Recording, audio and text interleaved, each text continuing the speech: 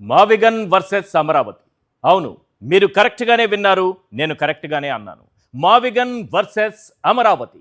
ఇదే 2029 ఎన్నికల స్టాండ్ అని వైఎస్ జగన్ తేల్చేశారు.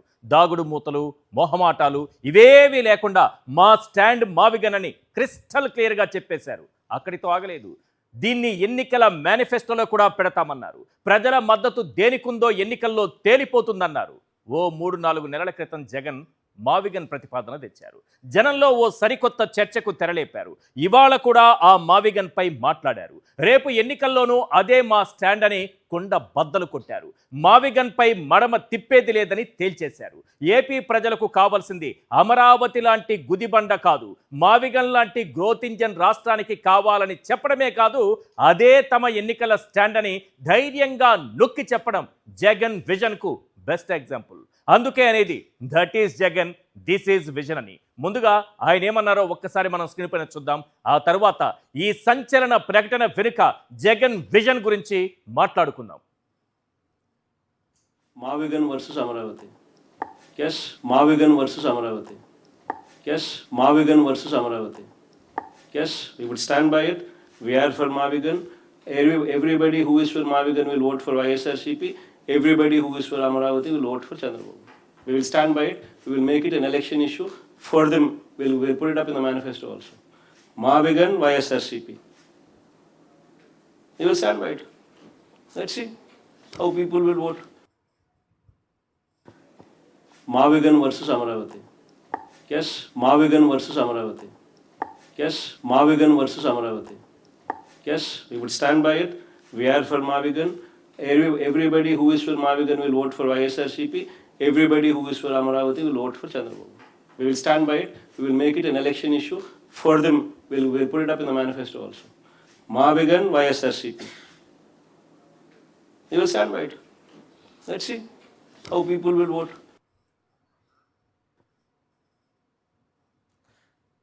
మావిగన్ గురించి క్రిస్టల్ క్లియర్గా జగన్మోహన్ రెడ్డి గారు చెప్పేశారు. ఇక అమరావతి గురించి మాట్లాడుకోవాలి కదా. అక్కడ ఎట్లుంటుందంటే అమరావతిలో బిల్డింగ్ అద్దాలు, కేవలం అద్దాలకే 2540 కోట్లు సార్. కరెంటు, ప్లంబింగ్ పనులకు మరో 2300 కోట్లు. పిచ్చి మొక్కలు పీకడానికి, ముళ్ల కంపలు తొలగించడానికి 3-4 కోట్లు. వరద నీరు ఎత్తిపోయడానికి 8,000 కోట్లు. ఇది కాకుండా శాశ్వత సచివాలయ నిర్మాణానికి 9,612 కోట్లు. ఇదంతా కొన్ని ఎగ్జాంపుల్స్ మాత్రమే. ఇక్కడితో అవినీతి కథ అయిపోలేదు, ఇంకా ఉంది. సెంట్రల్ సెక్రటేరియట్ నిర్మాణంలో భాగంగా చదరపు అడుగుకు కేంద్ర ప్రభుత్వం మంజూరు చేసిన మొత్తం ఎంతో తెలుసా? 5,587 రూపాయలు. అదే చంద్రబాబు ప్రభుత్వం చదరపు అడుగుకు ఖర్చు చేస్తున్న మొత్తం ఎంతో తెలుసా? 20,439 రూపాయలు. అంటే అమరావతిలో అవినీతి పక్కా అని కేంద్రం లెక్కలే తేల్చేస్తున్నాయి. అందుకే జగన్ ఈ అవినీతికి తాము వ్యతిరేకం అంటున్నారు. ముందు చూపుతో మావిగన్ ప్రతిపాదన తెరపైకి తెచ్చారు. అసలు అమరావతి పేరుతో ఏపీనెత్తిన 2 లక్షల కోట్ల అప్పుల గుదిబండ కావాలా?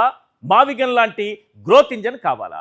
అమరావతిలో లేనిదేంటి, మావిగన్లో ఉన్నదేంటి? ఒక్కసారి మనం స్క్రీన్ పైన చూద్దాం. మావిగన్కు ఉన్నటువంటి అనుకూలతలు, ప్లస్ పాయింట్స్ ఏంటన్నది స్క్రీన్ పైన చూద్దాం సార్.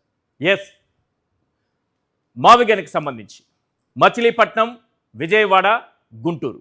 మచిలీపట్నం, విజయవాడ, గుంటూరు, ఇది కాకుండా మంగళగిరి, తాడేపల్లి 4 నగరపాలక సంస్థలు. నిర్మాణంలో మచిలీపట్నం గ్రీన్ ఫీల్డ్ పోర్టు, ఒక పోర్టు కూడా ఉంది.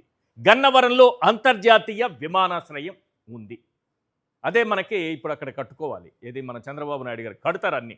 ఇప్పుడు అక్కడ కట్టాలి. 5,000 ఎకరాలకు పైగా తీసుకొని అక్కడ ఇప్పుడు మనం విమానాశ్రయం అర్జెంటుగా రేపు పొద్దున కల్లా కట్టేయాలి. 2 కీలకమైన రైల్వే జంక్షన్లు విజయవాడ, గుంటూరు. 4 ప్రభుత్వ మెడికల్ కాలేజీలు మచిలీపట్నం, విజయవాడ, గుంటూరు, ఇది కాకుండా మంగళగిరి ఎయిమ్స్.